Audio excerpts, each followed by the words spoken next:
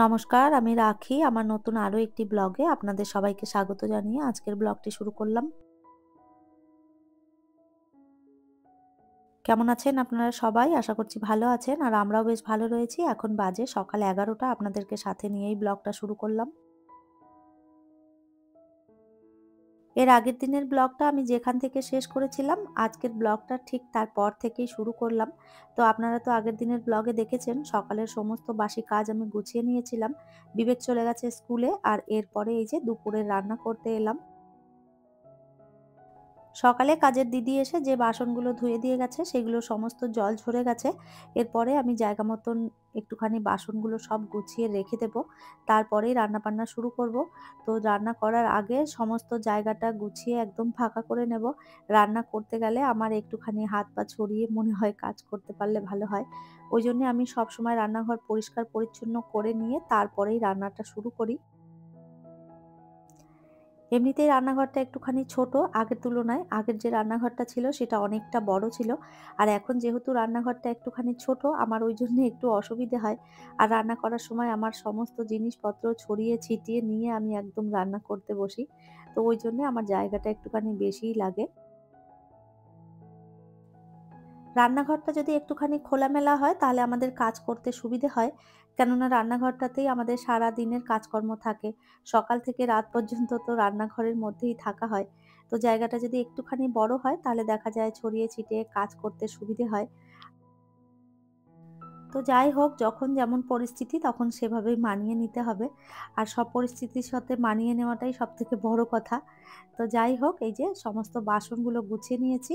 আর বিবেককে ছাড়তে গিয়ে কয়েকটা সবজি নিয়ে এসেছিলাম। ওইগুলোই একটুখানি এরপরে গুছিয়ে নেব। তো এখন আর বেশি সবজিপাতি খুব একটা কেনা হয় না। কেননা বিবেককে স্কুলে ছাড়তে গেলেই নিচে থেকেই সমস্ত সবজিটা নিয়ে আসা হয়। তো ওই একা থাকি এমনিতেও সবজিপাতি খুব একটা রান্নাবান্না করা হয় না। আর একটু, একটু করে নিলে কি হয় প্রত্যেকদিন তাজা সবজিটা পাওয়া যায়। তো ওইজন্য এখন আর খুব বেশি সবজি কেনা হয় না। যেইটুকুনি প্রয়োজন ওইটুকুনিই কিনে নিয়ে আসা হয়।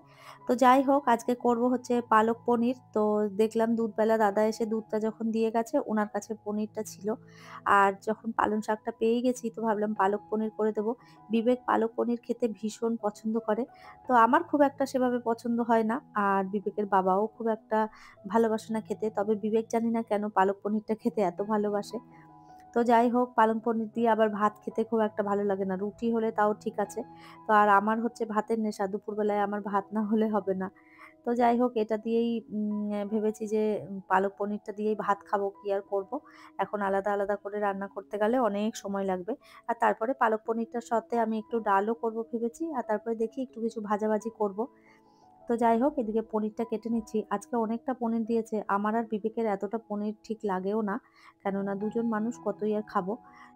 আর এমনিতেও পনির আমার ভালো লাগে না বলে আমি খুব একটা বেশি পনির খাই না। এখন মা ছেলে দুজনে খাবো আর দুপুরবেলায় খাওয়ার পরে যেইটুকুনি বেঁচে যাবে সেটা আবার রাতে খেয়ে নেব। একটুখানি করে সবজি রান্না করতে গেলেও না অনেকটা করে সবজি বেঁচে যায়। বিবেক তো সেভাবে সবজিপাতি খুব একটা খায় না। আমি একাই খাই। আর একা আমি আর কতটাই বা খাবো? ওইজন্যে যেইটুকুনি রান্না করি তাতেই মনে হচ্ছে যেন বেশি হয়ে যায়। পনিরটা আমি কেটে নিয়েছি আর এরপরে এই যে টমেটো, পেঁয়াজ সমস্ত কেটে নিচ্ছি। মসলাটা একটুখানি করে নেব। তো এই মসলাটা বেটে নিয়ে তারপরে রান্নাটা শুরু করব। তো পেঁয়াজ দিলাম, টমেটো দিলাম, একটুখানি আদা দিয়েছি আর ২ কোয়া রসুন দিয়েছি। আর দেব হচ্ছে এর মধ্যে একটুখানি লঙ্কা আর তার সাথে দিয়ে দেব কয়েকটা কাজু বাদাম। এইটাই দিয়ে আরকি পেস্টটা বানিয়ে নিয়েছি। এদিকে আমি পালং শাকটা বসিয়ে দিলাম। একটুখানি ভাপিয়ে নেব। খালি কাঁচা গন্ধটা চলে যাওয়া পর্যন্ত একটুখানি সিদ্ধ করে নেব। খুব বেশি সিদ্ধ করলে পালং শাকের কালারটা চেঞ্জ হয়ে যাবে। একটু সবুজ, সবুজ দেখতে হলে বেশ ভালো লাগে। তো যাই হোক সিদ্ধ করে আমি নামিয়ে নিলাম। আর এদিকটাতে ভাত বসিয়ে দিয়েছি আর একটুখানি মুসুরি ডাল বসিয়েছি। তার মধ্যে দিয়ে দিলাম একটা মূলো।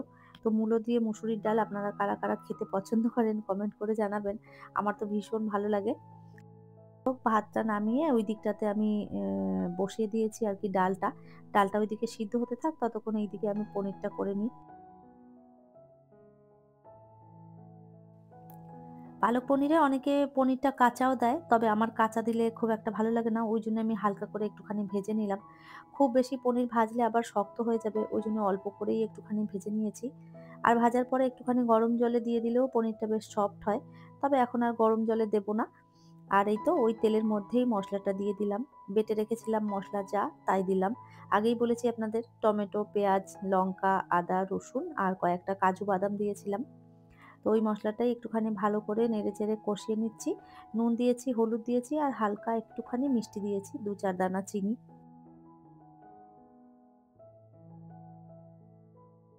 মসলাটা ভালো করে কষিয়ে নিয়ে তারপরে এই যে পেস্ট করা পালং শাকটা দিয়ে দিলাম। পালং শাকটাও আমি জল থেকে তুলে নিয়ে তারপরে পেস্ট করে নিয়েছিলাম। ওইটা আর আপনাদের সঙ্গে শেয়ার করা হয়নি। তো যাই হোক এদিকে পালং শাকটা দিয়ে একটুখানি নেড়েচেড়ে দিয়ে দিলাম পনিরগুলো। একটু ফুটে উঠলেই নামিয়ে দেবো। এটা করতে আর খুব একটা সময় লাগবে না। কেননা সমস্তটা সিদ্ধ করাই রয়েছে। একটুখানি ফুটে গেলেই নামিয়ে নেব। এই মুহূর্তে আপনারা যারা আমার ভিডিওটি দেখছেন প্লিজ একটি লাইক করে দেবেন। আর আমার ভিডিওর কোনো অংশ যদি আপনাদের ভালো লেগে যায় কমেন্ট করে জানাতে ভুলবেন না। এই ধরনের ভিডিও যদি আপনারা আরও দেখতে চান চাইলে কিন্তু আমার চ্যানেলটিকে সাবস্ক্রাইব করেও রাখতে পারেন। কাজটি যারা অলরেডি করে রেখেছেন তাদের অসংখ্য ধন্যবাদ।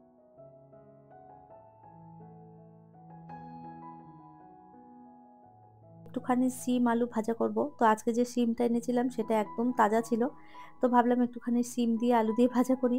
তো শিম আলু ভাজা খেতে আমার ভীষণ ভালো লাগে। এইভাবে চৌকো, চৌকো করে কেটেও আমি ভেজে খাই মাঝে মধ্যে। আবার একটা ঝিরি, করে ভাজা করি। সেটাও বেশ ভালো লাগে গরম ভাতের সঙ্গে। তো যাই হোক শিমটায় ওই একটুখানি কালো জিরে ফোড়ন দিয়ে আর নুন হলুদ দিয়ে ভাজা করেছি। আর কিছুই দিইনি। আর এদিকে ডালটাও হয়ে গেছে। এর মধ্যে এই যে একটুখানি ধনেপাতা দিয়ে দিলাম। ১১টার সময় রান্না করতে এসেছিলাম আর রান্না করতে, করতে অনেকটা সময় কেটেছে। এখন বেজে গেছে প্রায় ওই ২টো মতন। তো সমস্ত জিনিস কেটে বেটে গুছিয়ে রান্না করতে, করতে অনেকটা সময় কেটেছে। বেলা ১১টার সময় ঢুকেছিলাম রান্নাঘরে আর এখন বেজে গেল ২টো। ১১টা থেকে ২টো পর্যন্ত একদম সুন্দরভাবে সমস্ত রান্নাগুলো কমপ্লিট করে নিয়েছি। আর এই যে পালক পনিরও হয়ে গেছে, ডাল, ভাজা সমস্তটা হয়ে গেছে। কালকের একটুখানি দুধ ছিল সেটাও গরম বসিয়ে দিলাম। আর এরপরে গ্যাসটা মুছে রান্নাঘরটা পরিষ্কার করে নিলেই আমার রান্নাঘর একদম ঝকঝক পরিষ্কার হয়ে যাবে। গ্যাসটা মুছলেই আমার রান্নাঘরটা হয়ে যাবে একদম পরিষ্কার করা। আর যে কটা বাসন বেরিয়েছে সেইগুলো আর কি কাজের দিদি এসে ধুয়ে দিয়ে যাবে। আর আমি যাবো এখন স্নান করতে। স্নান করে ঠাকুরকে একটুখানি ধূপ দেখাবো তারপরে খেতে বসবো। আজকে অনেকটা বেলা হয়ে গেছে। সকাল, সকাল পুজো দিলে বেশ ভালো হয়। কিন্তু সকালে হলো না যখন অনেকটা দেরি হয়ে গেল। আর এই তো স্নান পুজো কমপ্লিট করে নিয়ে তারপরে এই যে খেতে বসলাম। এখন বাজছে প্রায় ওই ৩:৩০ মতন। খাবো, খেয়ে আবার নিচে ছুটতে হবে। বিবেক আসবে স্কুল থেকে। তো ওর বাসটা ঢোকে সেই প্রায় ৪:৩০ ৩:৩০ এরকম টাইমে। তো এই যে খাবার খেয়ে নিয়ে তারপরে নিচে গিয়ে ওকে নিয়ে আসবো। এখন বাজছে বেলা 4:30। বিবেক খেয়ে-দেয়ে ওকে বলেছিলাম মাঠে যাবো চলো। তো আজকে আর মাঠে যেতে চাইল না। বলল দিদুন বাড়িতে যাবো।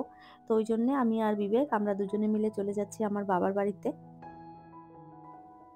টোটো করেই দুজনে এসেছি। আজ আর স্কুটি নিয়ে আসিনি। তো এই যে বিবেক এসে এখানে খেলা করছে। ওর অনেক বন্ধু থাকে এখানে। তো এদের টানেই আরকি বারবার করে ছুটে আসে। বিবেক খেলা করবে, আমি মায়ের সাথে গল্প করব। সেই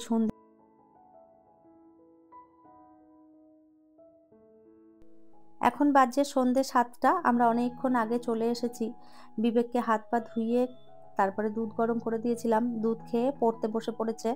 আর আমি এইদিকে এসেছি একটুখানি চা করতে। নিজের জন্য একটুখানি চা করে নেব। তো ভাবলাম শুধু চা না খেয়ে একটুখানি মুড়ি খাই। অনেকদিন মুড়ি খাওয়া হয়নি।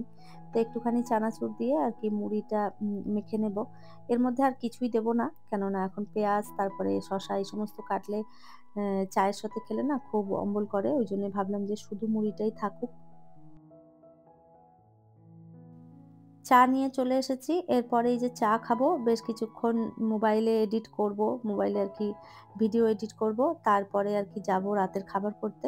ওই রুটি করব একটুখানি। রুটি আর তার সাথে সবজি তো রয়েছে। এখন বসে কিছু এডিটিং এর কাজ রয়েছে সেইগুলো করব। আর তারপরে যাব রাতের খাবার করতে। আর এই যে চা খেতে থাকি। তাহলে চলুন আমার আজকের ভিডিওটা এই পর্যন্তই। ফিরবো নতুন ব্লগ নিয়ে। ততক্ষণের জন্য সবাই ভালো থাকবেন, সুস্থ থাকবেন। আবারও দেখা হবে নতুন একটি ব্লগে।